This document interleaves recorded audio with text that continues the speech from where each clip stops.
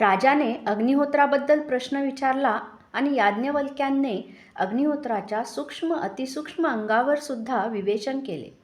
ते ऐकून राजा जनक भारावून गेला. आपल्याला जेवढी अग्निहोत्राबद्दल माहिती होती ती त्यानेही सांगितली. अग्निहोत्राची प्रगती कशी होत गेली याचे राजाने छान विवरण केले. ते ऐकून याज्ञवल्क्य ऋषी संतुष्ट झाले. राजाचा गौरव करताना म्हणाले, आपल्यासारखा शास्त्रांचा ज्ञाता असलेला राजा मिळणे कठीण आहे. आतापर्यंत मी खूप चर्चा केली, पण ही चर्चा खऱ्या अर्थाने सफल झाली. राजा, मी प्रसन्न आहे. तू मागशील तो वर द्यायला माझी तयारी आहे. ऋषीवर्य, आपल्यासारख्या ज्ञानवर्ताकडून मिळालेले प्रशंसेचे शब्द मला पुरेसे आहेत. मला वर नको. पण ज्यावेळी आपल्याशी शास्त्रार्थ करण्याची इच्छा होईल त्यावेळी आपण ती पूर्ण करावी. तथास्तु, संतुष्ट होऊन याज्ञवल्क्य म्हणाले. याज्ञवल्क्य ज्यावेळी निघाले त्यावेळी राजाने 100 गायी याज्ञवल्क्यांना दान दिल्या. आपला दौरा यशस्वी करून याज्ञवल्क्य विजयी वीरासारखा आश्रमात आला. या दौऱ्याने अनेक गोष्टी साध्य केल्या होत्या. याज्ञवल्क्यांचा नावलौकिक या निमित्ताने सगळीकडे पसरला. अनेकांचा परिचय झाला.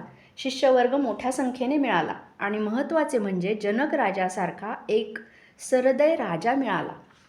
आता आश्रम गजबजू लागला होता. दिवसेंदिवस लोकांच्या गाठीभेटीही वाढत होत्या. अनेक जण आपले प्रश्न समस्या घेऊन याज्ञवल्क्यांकडे येत.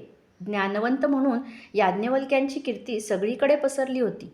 अशा वेळी कात्यायनीची पण जबाबदारी वाढत होती. वेद शास्त्र यातील गोष्टी तिला कळत नव्हत्या.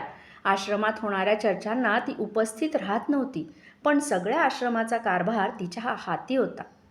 अशा भरलेल्या आणि भारलेल्या दिवसातही तिला कधी कधी एकटेपण जाणवे, कारण पोटी पुत्र संतान नव्हते.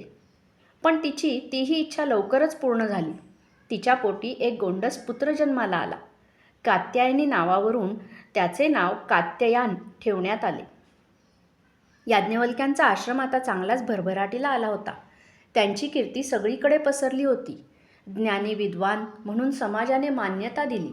त्यांच्या शुक्ल यजुर्वेदाला यापूर्वीच मान्यता मिळाली होती. पण याज्ञवल्क्य इतक्यावरच थांबले नाहीत. शिष्यांना अध्यापन करता करता त्यांचे मनन चिंतन चालूच होते. त्यातून लेखन सुरू झाले आणि ज्ञानाने अमोलिक असा शतपथ ब्राह्मण नावाचा ग्रंथ जन्माला आला. त्याची एकूण 14 कांडे होती. 14वे कांड उपनिषद या नावाने प्रसिद्ध झाले.